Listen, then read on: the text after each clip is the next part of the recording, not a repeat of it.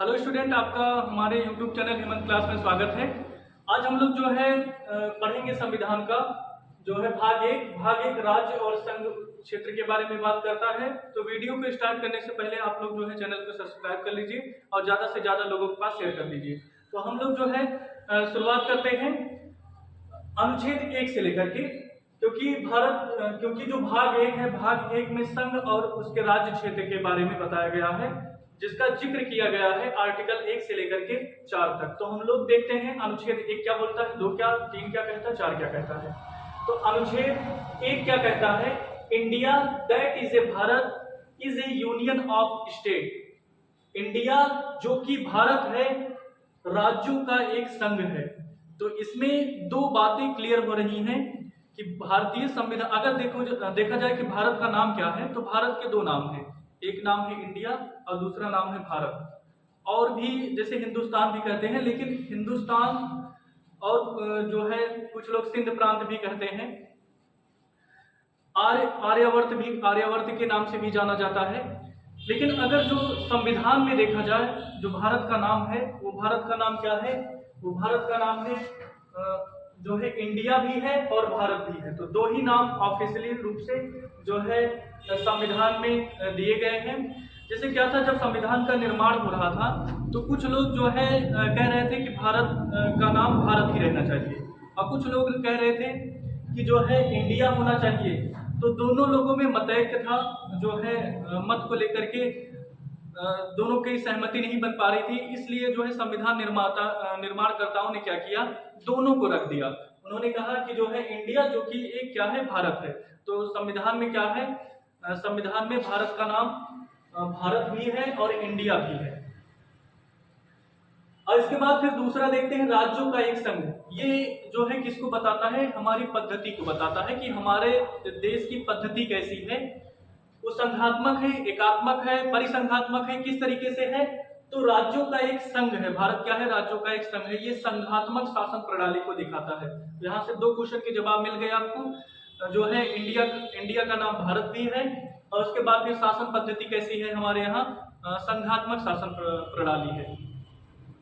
तो हम लोग जो है कुछ शासन प्रणालियों के बारे में समझ लेते हैं कि ये संघात्मक क्या होता है, परिसंघात्मक क्या होता है, एकात्मक क्या होता है, संघात्मक क्या होता है, राज्यों का संघ संघात्मक क्या होता है, परिसंघात्मक क्या होता है। तो इसके बारे में हम लोग जो है समझते हैं। तो यहां से हम लोग पहला समझते हैं एकात्मक शासन प्रणाली क्या होता है। तो ध्यान देना, जो एकात्मक शासन प्रणाली होती है उसमें क्या रहता है, उसमें कोई भी राज्य नहीं रहता है, उसमें सिर्फ एक देश कहा जाता है। जैसे ब्रिटेन है, तो ब्रिटेन में कोई भी राज्य नहीं है, वो ब्रिटेन एक तरीके का देश है बस। जैसे अगर जो है इसको हम एग्जाम्पल के रूप में समझें, तो मेरा एक शरीर है, अगर जो है या किसी का भी शरीर है, सिर्फ उसको शरीर कहा जाए, मतलब उसके अंग, उसमें कोई भी कभी न कहा जाए कि उसमें हाथ पैर जो है, नाक त्वचा, ये सब है, ये सब कुछ भी ना कहा जाए, सिर्फ उसको शरीर कहा जाए। तो शरीर क्या हो जाएगा, एक तरीके का एकात्मक हो जाएगा। सिर्फ जो है शरीर अगर ले इसको, तो शरीर क्या हो जाएगा, एकात्मक शासन प्रणाली को दिखाता है। कहने का मतलब एकात्मक शासन प्रणाली में ये होगा कि जो है एकात्मक शासन प्रणाली में ये होगा कि इसमें कोई भी राज्य नहीं रहते हैं, इसमें सिर्फ एक देश रहता है। इसी तरीके से अगर हम लोग जो है देखिए दूसरा, राज्यों का संघ। तो राज्यों का संघ का मतलब क्या है कि जितने भी राज्य होंगे, यहाँ पर ये देख सकते हैं जितने भी राज्य, जैसे इस समय 28 राज्य 8 केंद्र शासित प्रदेश हैं। तो जितने भी राज्य हैं वो क्या है, किसके अंतर्गत आ रहे हैं, केंद्र के अंतर्गत आ रहे हैं। कोई भी राज्य जो है वो केंद्र से अलग नहीं हो सकता। यहाँ सब केंद्र बाहर है और राज्य उसके अंदर है। तो हमारे यहाँ क्या है, राज्यों का एक संघ है। और जो है यहाँ पर से संघ का मतलब यूनियन शब्द को कहां से लिया गया है, तो यूनियन शब्द को लिया गया है कनाडा के संविधान से। और भारत का भी संविधान ये बोलता है कि राज्यों का एक संघ है, कनाडा का भी संविधान ये कहता है कि भारत राज्यों का एक संघ है। अब इसको भी हम लोग अभी जो शरीर का एग्जांपल लिए थे, अगर देखो जितने भी पार्ट हैं शरीर के, अंग के, जैसे आंख, कान, नाक, जीभ, त्वचा, ये सब सारे पार्ट हो गए। पैर हो गया हमारा, जितने भी सारे पार्ट हो गए शरीर के, ये क्या है, ये शरीर से अलग नहीं है, मतलब ये शरीर से अलग नहीं हो सकते हैं। जिस तरीके से अगर अलग होते हैं, कुल मिलाकर के अलग नहीं हो सकते हैं, ये सारे शरीर के ही पार्ट हैं। तो ऐसे ही राज्य क्या है, अगर एक शरीर माना जाए तो शरीर क्या हो जाएगा, केंद्र हो जाएगा, उसके जो जितने भी अंग हैं ये क्या हो जाएंगे, राज्य हो जाएंगे। तो यहाँ से कोई भी शरीर का जैसे पार्ट शरीर से अलग नहीं हो सकता है, ठीक उसी प्रकार भारत के जो राज्य हैं वो भी अलग नहीं हो सकते हैं, वो संघ से अलग नहीं हो सकते हैं। यहाँ से संघ का मतलब बेसिकली ये हुआ, जितने भी राज्य हैं वो केंद्र से अलग नहीं हो सकते हैं। इसके बाद हम लोग देखते हैं संघात्मक शासन प्रणाली क्या होती है। तो संघात्मक शासन प्रणाली में ये रहता है, जितने भी राज्य हैं वो समझौता किए रहते हैं, मतलब जितने भी राज्य होते हैं वो केंद्र से क्या होते हैं, समझौता किए रहते हैं, और उनके हिसाब मतलब उस समझौते के तौर पर एक दूसरे से जो है संबंध स्थापित करते हैं। किसी भी राज्य को, कोई भी राज्य जो है अलग हो सकता है इसमें, लेकिन हमारे यहाँ कोई भी राज्य अलग नहीं हो सकता है। इसलिए हम एक वर्ड पढ़ेंगे कि भारत जो है, भारत विनाशी राज्यों का अविनाशी संघ है, जबकि जो अमेरिका में रहता है वहां पर अविनाशी राज्यों का अविनाशी संघ है। तो इसको हम लोग अभी समझेंगे। तो यहाँ पर जितने भी पार्ट हैं वो क्या होते हैं, सब आपस में समझौता के द्वारा जुड़े हुए हैं, तो इसको बोला जाता है संघात्मक शासन प्रणाली। और ये इस तरीके की पद्धति कहाँ पर है, तो संयुक्त राज्य अमेरिका में इस तरीके की पद्धति है। जैसे इसको हम एग्जाम्पल के तौर पर समझते हैं, हमारा एक परिवार है, तो परिवार का एक मुखिया है और मुखिया के कुछ लड़के हैं, मतलब 2-3 जितने उसके लड़के हैं, और उसके बाद पूरा परिवार है। तो इसका मतलब क्या है, मुखिया को मान सकते हैं वो क्या है, एक तरीके का जो है संघ है, और उसके जितने भी बेटे हैं, जितना भी परिवार है पूरा क्या है, एक तरीके की मान सकते हैं राज्य है। लेकिन वो क्या है, एक समझौते के तौर पर जुड़े हैं, परमानेंट नहीं है, वो बंटवारा करके अलग भी हो सकते हैं। लेकिन वही अगर शरीर का पार्ट है तो वो अलग नहीं हो सकता है। अब दुर्घटनावश छोड़ दे, बाकी जो है वो अलग नहीं हो सकता है। लेकिन यहाँ पर सब लोग क्या है, समझौते के तौर पर जुड़े हैं, जब तक सामंजस्य रहेगा एक में रहेंगे, नहीं तो निकल जाएंगे। कहने का मतलब अगर कोई भी डिसीजन लेना होगा तो उस व्यक्ति से भी पूछना होगा, जो मुखिया होगा, जितने भी लोग होंगे परिवार में, उनसे भी पूछना होगा। अगर उनसे नहीं पूछते हैं तो परिवार में बंटवारा हो सकता है। ठीक इसी तरीके, लेकिन ऐसा शरीर के पार्ट में नहीं हो सकता, या फिर संघात्मक शासन में नहीं हो सकता। जितने भी राज्य हैं उनको तो अलग किया जा सकता है, जैसे अभी हम लोग आगे पढ़ेंगे, राज्य को अलग किया जा सकता है, किंतु जो है उस संघ का कभी भी विनाश नहीं हो सकता है। इसके बाद फिर हम लोग देखते हैं परिसंघात्मक व्यवस्था क्या होती है। तो परिसंघात्मक व्यवस्था का मतलब क्या है, उसमें केंद्र होगा ही नहीं, सिर्फ जो है राज्य होंगे, और राज्य क्या करेंगे, आपस में मिल करके आपस में मिल जाएंगे, तो उस व्यवस्था को बोलते हैं परिसंघात्मक व्यवस्था। केंद्र नहीं होगा, सिर्फ राज्य होंगे। तो यहाँ पर शॉर्ट टर्म में हम सबको देख सकते हैं, एकात्मक शासन प्रणाली में सिर्फ संघ होगा, राज्य नहीं होंगे। राज्यों के संघ में जितने भी राज्य होंगे वो केंद्र के अंतर्गत आएंगे। संघात्मक शासन प्रणाली में क्या होगा, जितने भी राज्य हैं वो केंद्र से समझौते के तौर पर जुड़े रहेंगे, जबकि जो परिसंघात्मक व्यवस्था होती है उसमें राज्य तो होंगे, केंद्र नहीं होगा। तो आप लोगों को इन चारों टर्म के बारे में समझ में आ गया होगा। तो जो है अनुच्छेद 1 में बताया गया है कि भारत एक राज्यों का संघ है। इन चारों में से भारत क्या है, राज्यों का एक संघ है। और परिसंघात्मक व्यवस्था कहां पर है, परिसंघात्मक व्यवस्था है ऑस्ट्रेलिया में। ऑस्ट्रेलिया में परिसंघात्मक व्यवस्था है।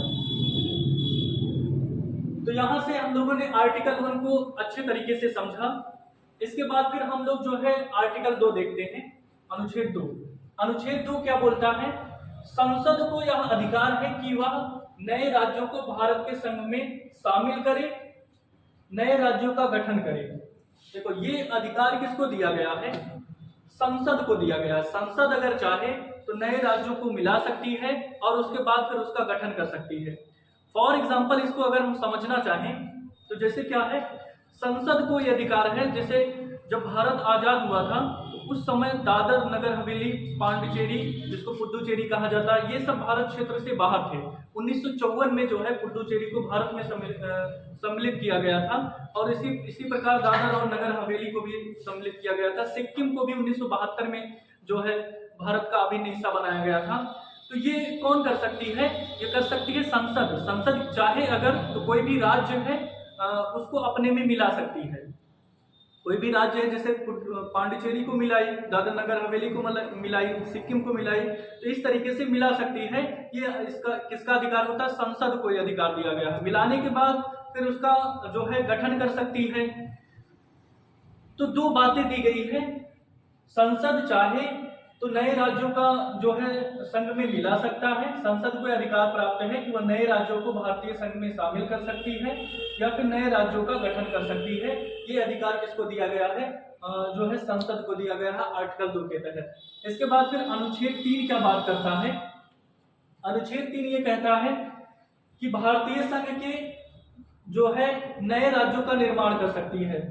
में भारतीय संघ में जितने भी राज्य हैं, जैसे क्या है, इसमें हमें बाहर से कोई भी राज्य शामिल नहीं करना है। फॉर एग्जांपल क्या है, जैसे हम मानते हैं कि भारत में जो है जम्मू कश्मीर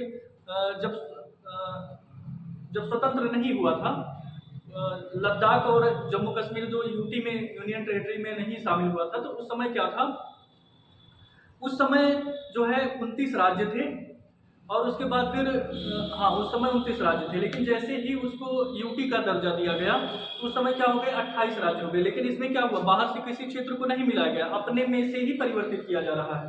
जैसे क्या हुआ, पहले उत्तराखंड किसका पार्ट था? उत्तराखंड और उत्तर प्रदेश दोनों एक ही में थे। तो उसके बाद फिर सरकार ने क्या किया, उत्तर प्रदेश से उत्तराखंड को अलग कर दिया। तो इसमें किसी भी बाहरी क्षेत्र का नहीं हो रहा है, अपने ही क्षेत्र में जो कुछ भी है उसका क्या हो रहा है, उसके क्षेत्र को कम किया जा सकता है। जैसे क्या है, अगर राज्य है, केंद्र चाहे तो राज्य को जो है छोटा कर सकती है। छोटा करने का मतलब उसको 2 भागों में बांट सकती है। जैसे पहले उत्तराखंड उत्तर प्रदेश एक में था, तो भारत सरकार ने चाहा तो उसके बाद फिर दोनों का अलग अलग पार्ट कर दिए। इसी तरीके से झारखंड और बिहार भी पहले एक में था, तो इसका भी पार्ट कर दिए, तो उसके क्षेत्र को क्या कर दिए, छोटा कर दिया। इसका मतलब संसद के पास ये पावर है अनुच्छेद 3 के तहत कि वो जितने भी राज्य हैं उनके क्षेत्र को कम कर सकती है। उसके बाद फिर अभी आप लोग देखते ही रहते हैं कि नाम में परिवर्तन होता रहता है। तो नाम में कौन परिवर्तन करता है? संसद ही नाम में परिवर्तन करती है। जैसे पहले उड़ीसा कहा जाता था, अब नाम ओडिशा पड़ गया है। तो ये कौन कर सकता है? ये संसद कर सकती है। इसके लिए किसी भी बहुमत की जरूरत नहीं रहती है। अभी इसको हम आर्टिकल 4 में देखेंगे। तो यहाँ से अगर देखें तो राज्य क्या कर सकती है, संघ में से संघ सरकार क्या कर सकती है, राज्य में से संघ सरकार राज्यों का जो है, राज्यों के क्षेत्र को छोटा कर सकती है, बढ़ा सकती है, या उसका नाम परिवर्तित कर सकती है। ये सारे अधिकार किसको दिए गए हैं? ये सारे अधिकार दिए गए हैं जो है संसद को दिए गए हैं कि भारतीय संघ के नए राज्य का निर्माण करना, वर्तमान राज्य की सीमा में परिवर्तित करना। जैसे किसी भी राज्य की सीमा को लेकर के अगर जो है विवाद है, तो उसको संसद क्या करेगी, उसको चेंज कर देगी, मतलब जिसको लेकर के विवाद चल रहा है। तो ये अधिकार किसके अंतर्गत आता है? अनुच्छेद, ये अधिकार संसद के अंतर्गत रहता है। और इसके बारे में कौन चेंज कर सकता है? तो संसद। तो भारतीय संघ के नए राज्य का निर्माण कर सकती है और वर्तमान राज्य में परिवर्तन कर सकती है। तो यहाँ से अनुच्छेद 3 जो है समझ में आ गया होगा। इसके बाद फिर हम लोग जो है अनुच्छेद 4 देखते हैं। अनुच्छेद 4 क्या बोलता है कि संसद क्या कर सकती है? अनुच्छेद 2 और 3 के तहत जो भी परिवर्तन करना हो उसके लिए उसको साधारण बहुमत चाहिए। ऐसा नहीं होगा उसके लिए उसको बहुत ज्यादा बहुमत की जरूरत है, 2/3 बहुमत से पारित करना है। और जितने भी, जैसे कुछ क्या रहता है, कुछ संशोधन रहते हैं तो उनको कैसे करना पड़ता है, कुछ संशोधन रहते हैं तो उनको जो है आर्टिकल 368 के तहत किया जाता है। लेकिन यहाँ पर जो है अगर इस तरीके का संशोधन करना हो तो इसके लिए आर्टिकल 368 का प्रयोग नहीं किया जाएगा। संसद जो है साधारण बहुमत से ऐसा काम कर सकती है, जो है किसी भी क्षेत्र को मिला सकती है और उसके बाद फिर उसके नाम में परिवर्तित कर सकती है, क्षेत्र को छोटा बड़ा कर सकती है। लेकिन ध्यान देना, अगर जो है किसी भी भारत के पार्ट को दूसरे देश को सौंपना होगा तो उसके लिए उसको संविधान में संशोधन करना पड़ेगा। आर्टिकल 368 के तहत 368 के तहत उसको संशोधन करना पड़ेगा। जैसे 1960 में एक बेरोजगारी का केस हुआ था, तो उसमें क्या किया गया था, पश्चिम पाकिस्तान जिसको बांग्लादेश कहा जाता है, उसको कुछ जमीन जो भारत ने दे दिया था, भारत को देना पड़ा था, लेकिन वो संसद नहीं दी थी कि संसद चाही और उसने दे दिया।